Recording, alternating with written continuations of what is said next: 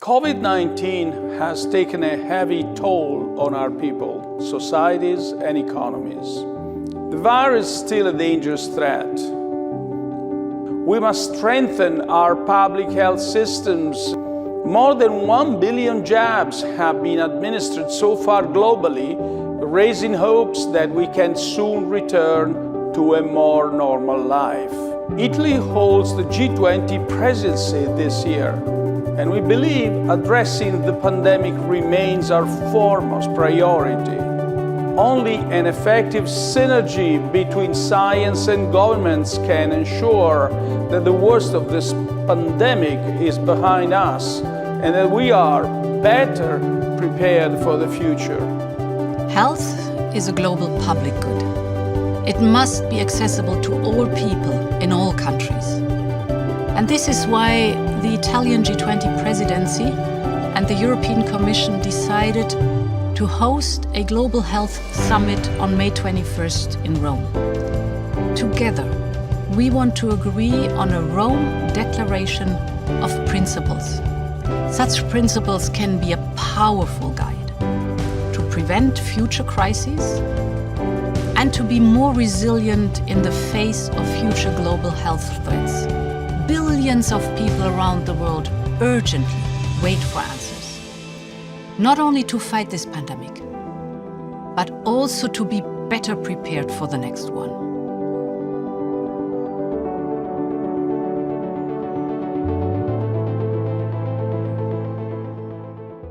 Thank you.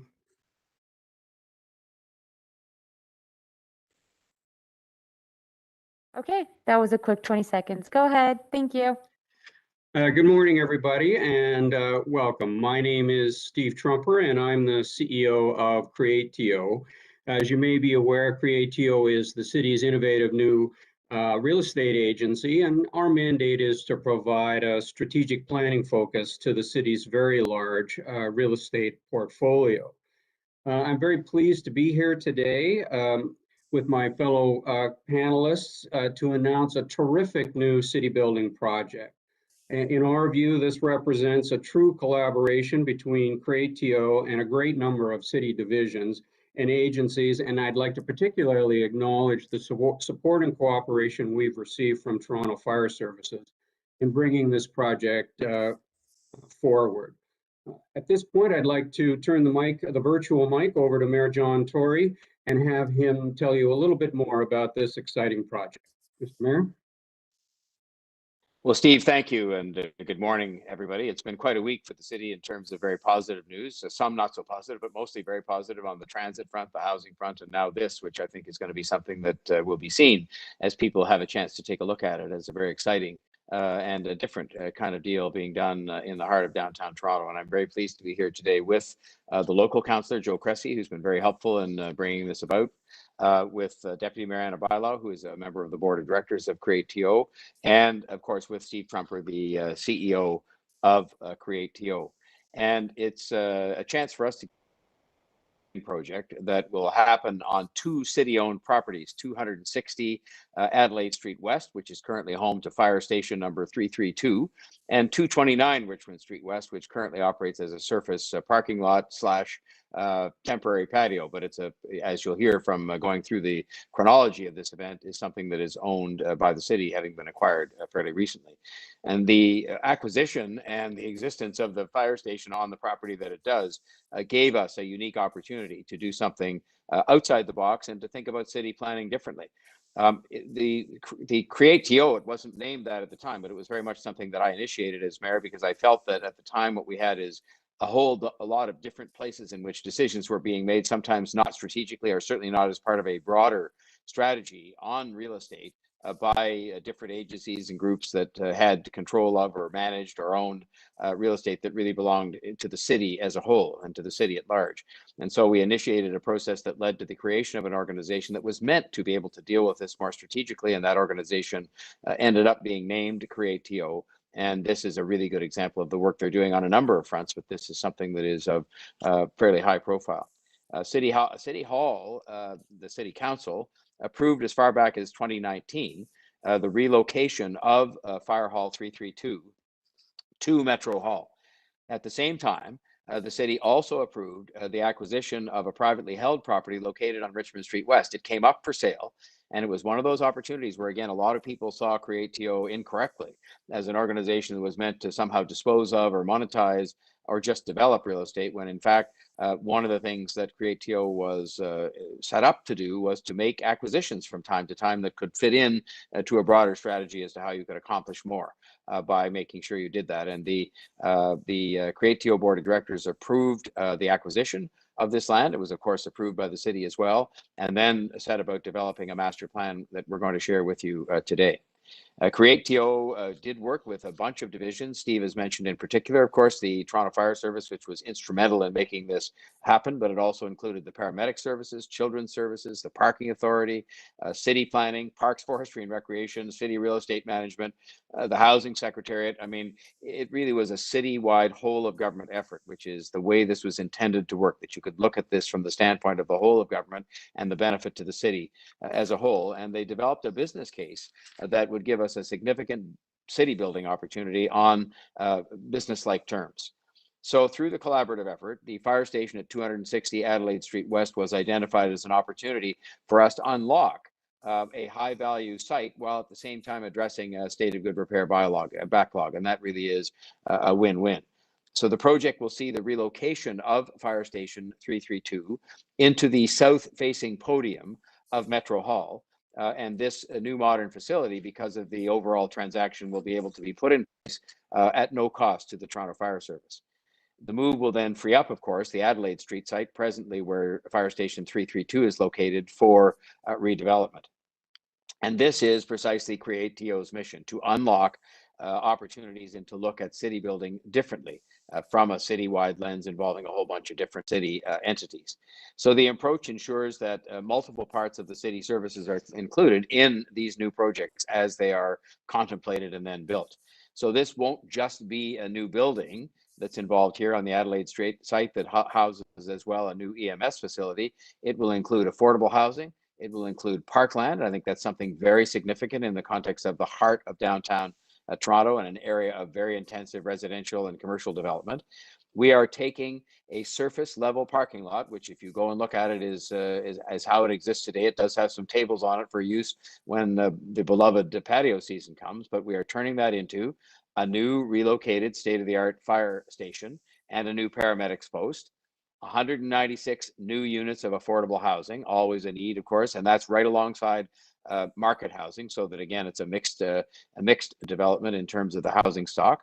A significant park in King Spadina, which is the fastest growing neighborhood in all of North America, not just Toronto and not just Canada, but in North America, and is in need of parkland. An enhanced childcare facility, a 10,000 square foot community space, a below grade parking facility, which is to be operated and funded by the Toronto Parking Authority. And to make this even better, unlocking the capital at Adelaide Street will fund the majority of this work, including a portion of the acquisition cost of the Richmond Street property, which will be at the very heart of the parks and some of the other amenities that we've talked about this morning. Prior to the formation of Create.to, one of two things would have probably happened. First, the existing fire station, which is at the end of its natural life, might have just been torn down and rebuilt with a new fire station right on that site, without regard to other strategic opportunities and to what was best value for the city and other opportunities to do things like parks. Or the site would have just been sold for the highest price to somebody and developed, and that would have been that. And the opportunity to really put together a package like we're doing today of things that are going to be of immense benefit on a whole bunch of fronts across city life would have been missed out. But that wasn't what happened here. And that is because of the existence of Create.to and its leadership, because of the leadership of Councillor Cressy and others, and because I was determined that each time these kinds of things come up, that we make sure that 2 and 2 equals way more than 4. And that is, I think, something that we've achieved through this deal. This is an example of Create.to's whole of government approach to doing this. Relocating the fire station into the south-facing podium of Metro Hall provides a creative and innovative solution as to how we can modernize Toronto Fire Services in the downtown area. Metro Hall's 2-story base building currently houses a number of users, including Toronto Employment and Social Services, Children's Services, the Office of Partnerships, and a space occupied by the YMCA under the lease with the city. And now what we have done, again, through the efforts of Create TO and all the things they can do with access to all the resources they have and a visibility onto all of our real estate holdings is provide for a relocation of all of these services to make room for the new fire station. So this is good news for everybody involved. I don't think there's anybody that's involved in this that isn't going to have a good experience as a result of this, and that the city as a whole will benefit a great deal. And I want to say that it isn't just about Create TO kind of flexing its muscle or using its new mandate. The city divisions have been extremely cooperative in making this happen, because I think they too understand that 2 and 2 can make much more than 5 in terms of what the city as a whole gets out of this when this project is actually executed. This will create affordable housing. So in that sense, that's one of the things that will be exciting for Deputy Mayor Bilo and for me and for Councillor Cressy, all of us. We want to do as much of this as we can everywhere that we can. And I look forward to seeing this project come to fruition. I want to extend my thanks again to Create TO, to its board, to its management, to all the city divisions, but especially, as Steve said, the Toronto Fire Service, because they had the biggest cooperative role to play here in terms of both freeing up their property, as it were, but also being very amenable to moving. And it's got us into a multiple win project that is imaginative, it is sensible, and it's good city building. And that is something to celebrate in a week where there's been quite a few things to celebrate in terms of investment in public transit and new housing initiatives, another one of which is being announced even today. So on that note, I would like to introduce someone who has worked hard on all of our housing initiatives and everything that has to do with housing. She touches in a very positive way, and that is our Deputy Mayor and Councillor Anna Bilo. Thank you, Mayor. I am really excited to join this announcement today. Obviously, as housing advocate and the units and percentage of housing that would be coming out of this project, but also as chair of planning and housing, and as a board member of Create TO, because I think this is an exciting project for the city that clearly shows, when we bring together the different divisions, how we can leverage our assets for city building purposes. And we know that housing affordability is an issue that affects individuals and families in all neighborhoods in our city. And the COVID-19 pandemic has reinforced the fact that if you don't have a safe and affordable place to call your home, nothing else matters. So, as you know, increasing the supply of affordable housing is a part of our 2020-2030 Housing Action Plan. And the residential potential of the property at 260 Adelaide Street West provides the city with an opportunity to include significant number of affordable units within the future development. Based on the projections of staff, as the mayor said, we think we can have about 196 affordable housing units in this mixed use project at this location. This is good news for many individuals and families who are in need of access to affordable housing in the city's downtown core. So as a city, we are committed to ensuring Toronto is a place where families and individuals can live in safe, well-maintained and affordable housing. And this project is another example of ongoing efforts in this area. I think there are two important points to emphasize with this project. I think the first one is how the city is continuously leveraging its assets to promote complete communities and to bring about affordable housing. This is just another example from the many sites that we have under development with Housing Now, with Modular. This is just another example how in our projects we ensure that affordable housing is a key priority for our city and a key deliverable. The other one is, as the mayor mentioned, is definitely the role that Create TO played in this. And it clearly shows that it's delivering on its mission of city building. This was a true city building exercise. We worked with planning to ensure that we were looking at the planning context and could create a complete community and could leverage these assets to really bring about many city building initiatives. And for that, I need to thank Create TO. I think thank all the city divisions that participated, but also the local councillor. He started putting the pieces together of this puzzle He worked with all of us in an extremely collaborative way, innovative way. And this was really a team's effort between the mayor and his office, the local councillor, CreateTO, and the many city divisions to really try to leverage these two assets to create a park, to create affordable housing, to create the daycare, to do city building. That's what this project is all about. And I'm very pleased to be able to announce the 197 units. But I think the exciting thing about this project is how much collaboration translated into true city building. And for that, I think that we appreciate the efforts, the advocacy, the persistence of the local councillor, and it gives me a great pleasure to introduce Councillor Cressy to say a few words. Thank you. Well, thank you, Deputy Mayor Bailão, Mayor Tory, and Steve Trumper. This is nothing short of a big day for the City of Toronto and our downtown community. It's also a long time coming. So first, let me tell you what this represents. This represents creative, smart, and bold city building. It represents a new way of doing business in our growing city. Essentially, we're turning a surface level parking lot and a 2-story fire station into a relocated state-of-the-art fire station and a new paramedics post. 196 units of new affordable housing alongside market housing, a new 24,000 square foot park in the heart of downtown, an enhanced childcare facility, and a new 10,000 square foot community space. And here's what's interesting. We're paying for this through the value of the land and funds collected solely for parkland. This is growth paying for growth with no new net cost to the city. It's truly creative city building at its very, very best. So why is this different? Listen, the mayor spoke to this. In the old days, we might have spent millions of dollars to tear down an aging fire hall and rebuild it on site. That was an old model. Instead, as a team at the city, we challenged ourselves here to think differently about the value and the opportunities of our city land.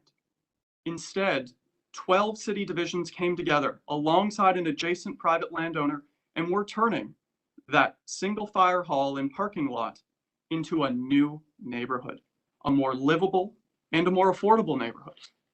Now, I do want to build on Mayor Tory and Deputy Mayor Bailão by recognizing a couple people, because going all the way back to former councillors Adam Vaughan and Sita Ram Kalawansing for this area, City Council and city staff have been working to reimagine this district and to build new affordable housing.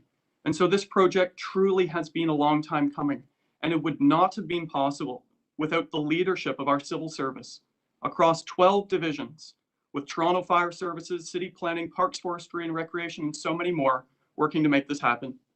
But it's truly been under the leadership of CreateTO that a new and better model has been created for land revitalization and development in our city.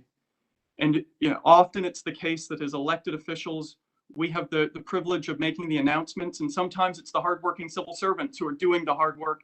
And I would like to single out Ryan Glenn from CreateTO and Willie McRae from City Planning as two of the tireless leads on this. But finally, Mayor Tory and Deputy Mayor Bailão, building a great city takes vision. You have to imagine the city you want before you can actually build it. And on this project, in this city, Mayor Tory and Deputy Mayor Bailão had the vision to think differently.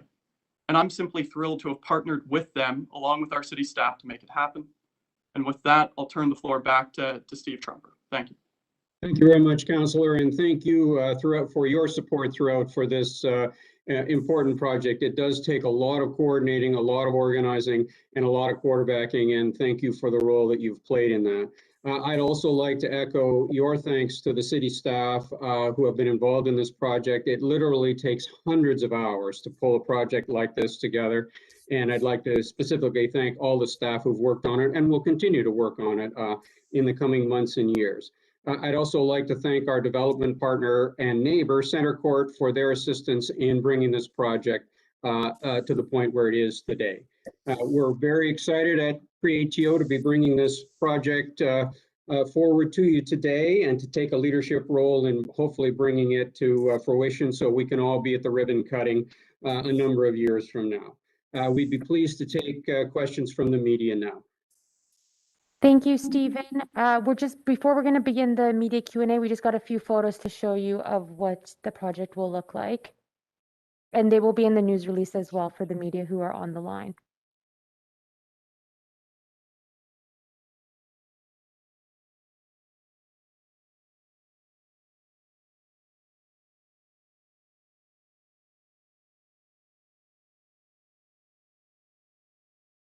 Perfect. Thank you. So we'll now begin the Q&A. As a reminder, it's one question, one follow-up. And if you do have a question and we call on your name, please unmute yourself. So first up, we have Nathan Crocker from CBC. Go ahead, Nathan. Oh, seems like Nathan has logged off. We'll come back to him if he does sign on. Momin, you're up next. Go ahead, Momin. Yes, good morning. Thank you for taking my question. Mayor Tory, if I could start with this project here. You've talked a lot about creating affordable housing and creating this type of space. Can we expect more of this type of thing to come down the pipeline in the months and weeks to come? Just on mute, sir. Do this so often, I don't know how I could forget. Sorry. The answer to the question, Moment, is yes. The only way we're going to reach our affordable housing targets, the only way we're going to, strategically put to use city land in a fast-growing city is by doing more and more things like this that have a win-win-win aspect to them, where you get more affordable housing within the context of a mixed housing development. You get some open space or parkland, things that we need, and you get a bunch of other things, whether it be childcare, and in this case, it involved moving a fire station and getting a brand new one of those. So this is the kind of imagination that we're expecting from Create TO. It's the kind of whole of government approach I expect, and that was behind the creation of this organization, so that we could do things strategically and not just sell things off or redevelop things without thinking about the entire agenda of a growing city. And so if I could just ask you about some of the things that were announced this morning with the CNE and Taste of the Danforth being shut down. If it comes to be that people receive their second vaccinations quicker than we expected and people start getting their second doses, let's say early July, early summer, and most people get those shots and end up getting double vaxxed, is there a chance that some of those closures could change and we could see some things open up throughout the summer? I think there's a chance that anything like that could happen, but I would say it's unlikely, only because a lot of the impetus for making these decisions now came from the organizations that told us they needed timely decisions to be made by them and by us with respect to contracts that had to be signed, people that would be hired or not, and this kind of thing. And that, events of this kind, one of the reasons they're a challenge for us is because they do involve thousands and sometimes millions of people. But that's precisely why as well you need contracts to be signed and people to be hired. And you can't do that at the drop of a hat. And so I think it is unlikely a lot of these great big crowd events would come back, because it may well not be time yet for health reasons, but also because they require so much lead time in order to organize them. And so I think, unfortunately, most of these decisions we'll find will be, permanent decisions for this year.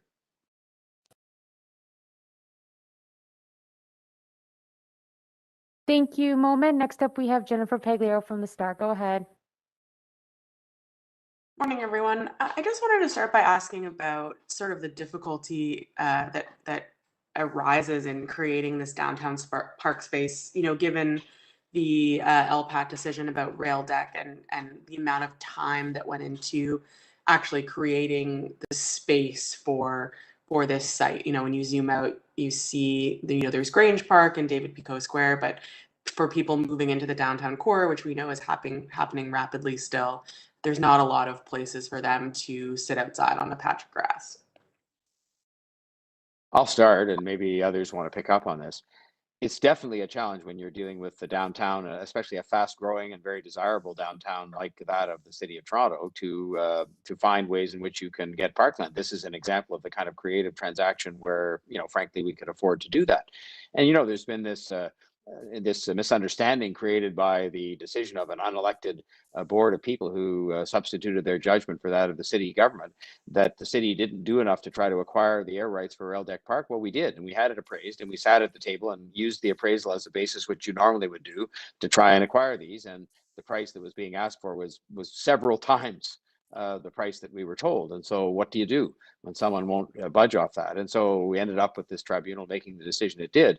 But in the end, in this case, we were able to put up the money to buy the land on Richmond Street, which was a wise and sensible acquisition. And that allowed us to develop a master plan that included, and always did from minute number one, a piece of parkland. And so we're going to try and create more of those opportunities, because the fact that that was stated is true.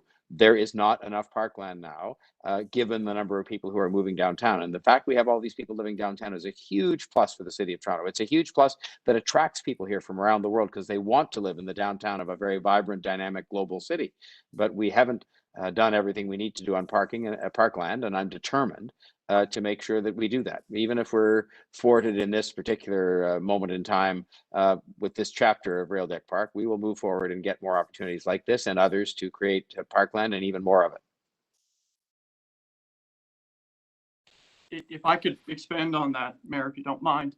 Jennifer, I think one of the things we've seen, especially as we've dealt with this pandemic, is that parks and public spaces, they're not nice to have. In fact, for a great, livable, vibrant city, they're must-haves.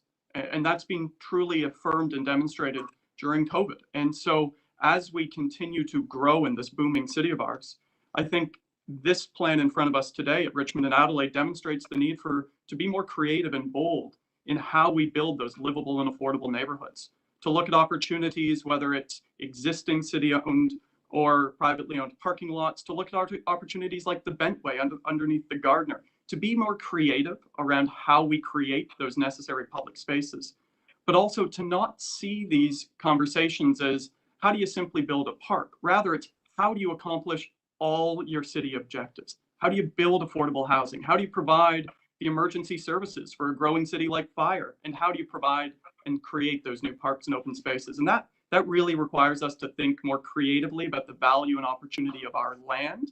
And that's exactly what Create TO is being brought on board, and frankly is now leading the charge in doing, I think.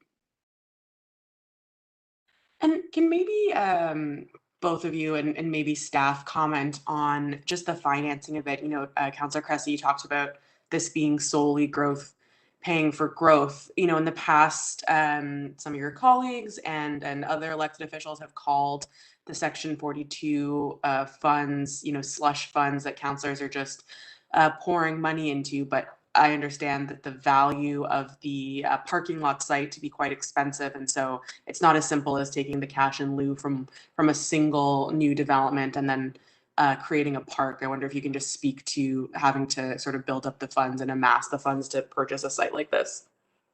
Well, I'll start again and simply say one of the things that's been a real revelation to me as mayor, and it shouldn't have been, but I mean, you're not aware of these things in a very focused way until you're confronted by it, is that if you want to make available any piece of land for parkland purposes that's presently being used for something else, there's a value to it, and the value is going to be a high value simply because of the fact that this is a growing city and a very desirable place for people to do all different kinds of things, including office buildings and apartment condo buildings and so on.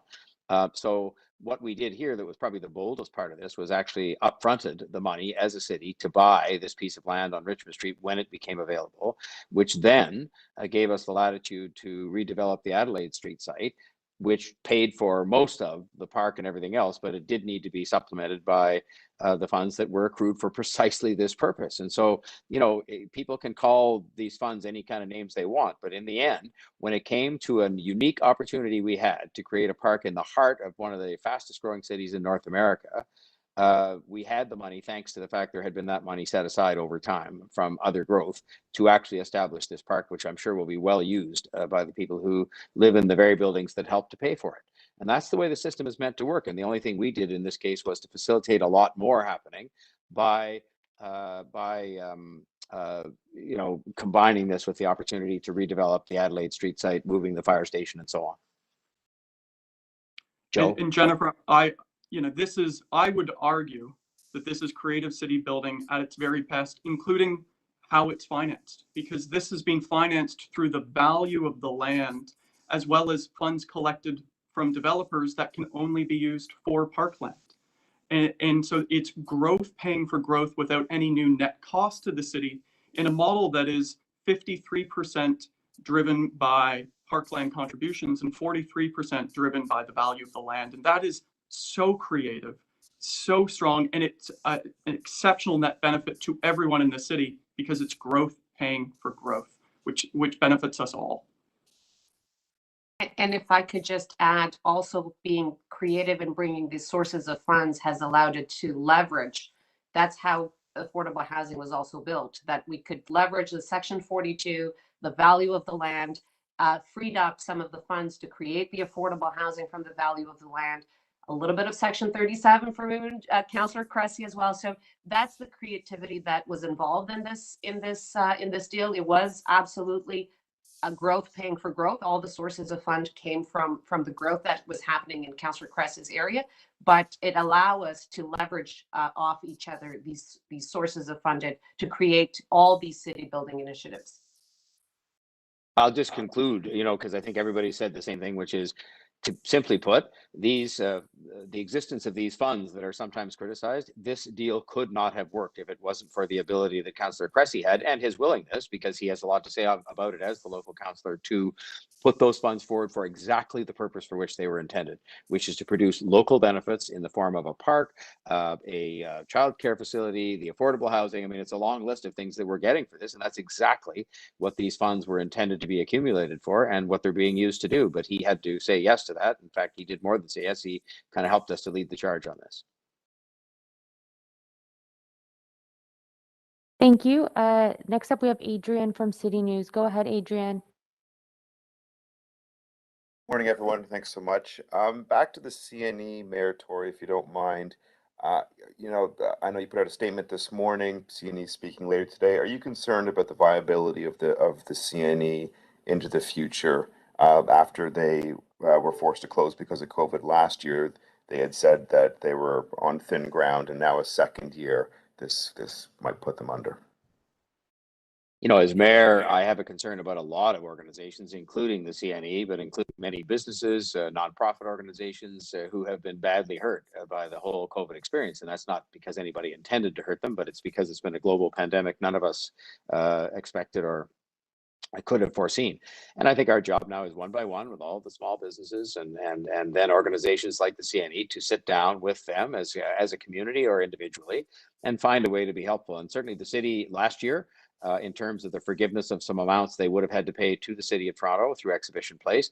And again, this year is taken a major step to try and help with those financial issues, and we'll be trying to do our very best to preserve the CNE, and I'm sure we'll be successful in that. And next year in 2022, we'll be back at Exhibition Place on the Midway and all the other things that go with CNE time, and people will be having a good time. So we're seized of that issue, but we have a broad series of issues, obviously, as part of the recovery of the city, and I'm increasingly turning my own attention and time to the recovery part of this while we still manage the what is hopefully the tail end of the pandemic itself. Looking back at the financial loss to the city last year from the cancellation of all of the events, are you able to tell us what we expect to lose this year when we're looking at the long list of things that were announced that were closed today? Taste of the Danforth, Italy, like all of it, CNE, the whole package. What do we expect that is going to accumulate when it comes to a financial loss for the city? It's interesting, and it makes a different point that we often make as city government officials, which is that, when these events happen, a lot of the financial benefit of it doesn't in fact come to the city itself. It comes to businesses in the city. On the Danforth, when we have Taste of the Danforth, it's thank goodness the restaurants that sell a lot of food. When it comes to sales taxes that are paid, those go to other two governments, federal and provincial governments. So the city's own direct loss is millions. Still, it's not insignificant, but the real loss is to businesses and to hotels and to to the other two governments, which get all the money from these kinds of events, and to the citizens who don't get to have fun, the residents. So we will deal with that. We've had good cooperation and good support from the other governments in some of those direct losses we've experienced. The cultural organizations have had good support from us and from the other governments. We had a whole plan in place last year to support them, and we will continue to do that. And we hope the other governments will continue to support us. And then the real focus will be on a plan for 2022 that has these events back in full in full form, and the enjoyment that we get from them and the money that goes to the businesses and to the governments that receive the benefit. Thank you, Adrian. And then just last up, we have Kirthana from CBC. Go ahead. Good morning. My question was related to similar to Adrian's question. Oh, sorry about that, folks. I just had my question kind of comes off of Adrian's question there about these major events. Mayor Tory, could you explain to us what kind of led to the decision to not issue the permits to major events in Toronto, especially with the vaccine campaign ramping up as much as it has? Well, let's start from the premise that these organizations for these large events need to have quite a lot of time in which they can sign their contracts, make their arrangements, hire their people, and so on. And they are the ones that are asking us for a timely decision on this. We sit here today with numbers that are improving, but still in not the best place they need to be in terms of, yes, vaccination numbers are very encouraging and we want to keep that going, but the case count numbers, the hospitalization numbers and so on, and the projections that go with them still don't say that by the time we get to a month and a half from now, we're going to be in a situation where we can just have business as usual.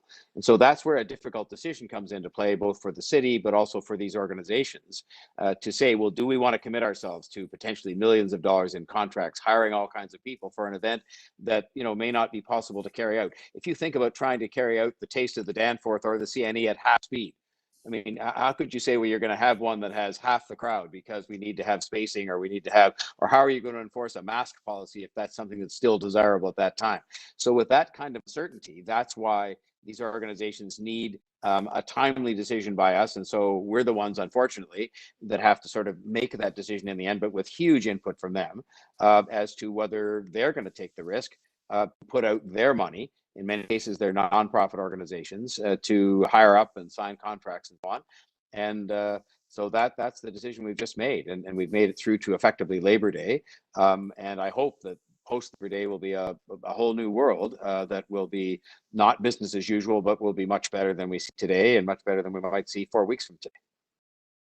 Yeah, and I want to ask you about that point as well. I mean, what factors would you look forward to post Labor Day to ensure that events can take place? What are some of the parameters that you'd kind of have to consider? Well, actually, it's not up to me to set those. I mean, we will set those based, as we have done throughout the pandemic, on public health advice from the experts that we have. And our experts, led by our medical officer of health, have been both accurate in most of their projections, unfortunately, sometimes, but they've also been very wise in helping us to put measures in place to minimize the health risk to people. And so we will be sitting down with them. We're already doing it and saying, all right, as the world evolves in the coming weeks, let alone through to the fall, what are we looking at in terms of the kinds of things we'll have in place, whether it has to do with testing and tracing or masks or disinfection or the size of crowd scenes that we can contemplate having then as opposed to now, when really the answer is almost zero today. And I'm sure that will evolve, but where it'll evolve to exactly, I don't think anybody knows today. I think we're just hoping that in the next 3 or 4 weeks, people will follow public health advice, get vaccinated, and that will put us in a much better place for the summer, as the Premier said yesterday. And then we'll be spending time at that point in time, starting now, to worry about the fall and what the measures will be at that time. But it's based on public health advice, as it has always been. Okay, that's it for today. Thank you, everybody, for joining us. Have a great weekend. Thank you.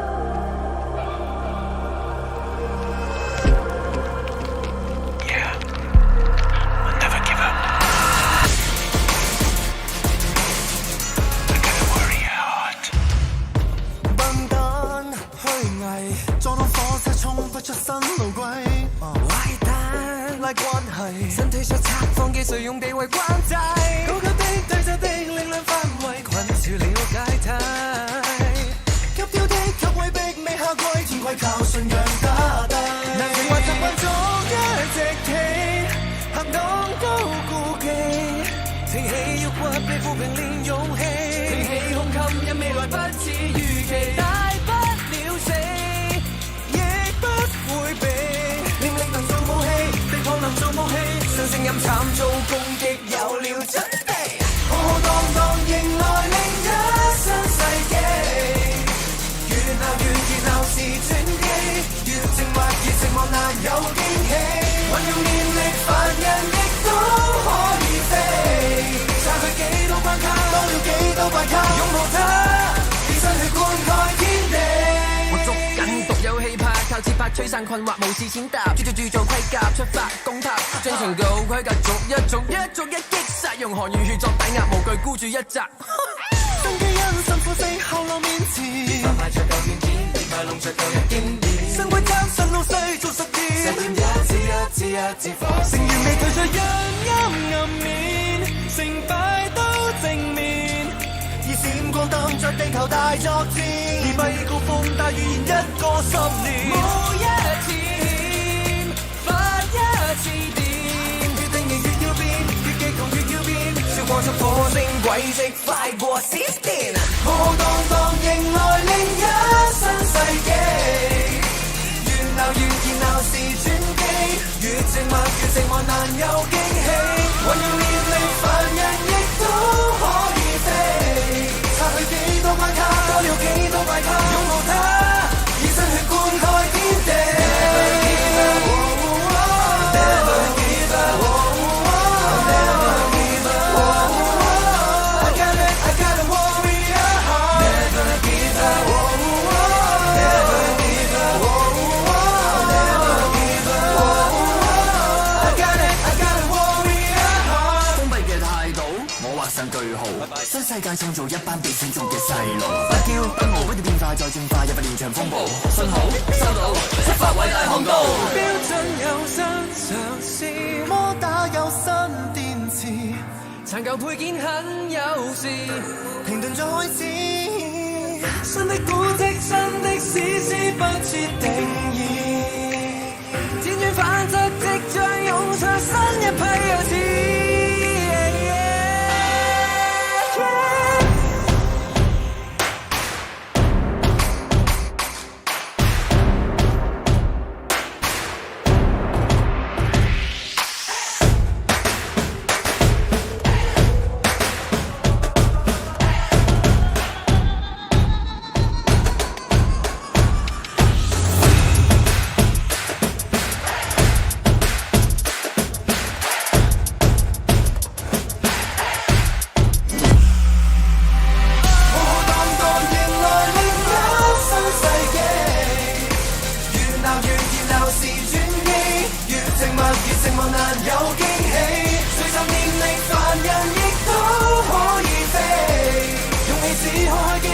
總可以飛新世紀，我請你要有準備。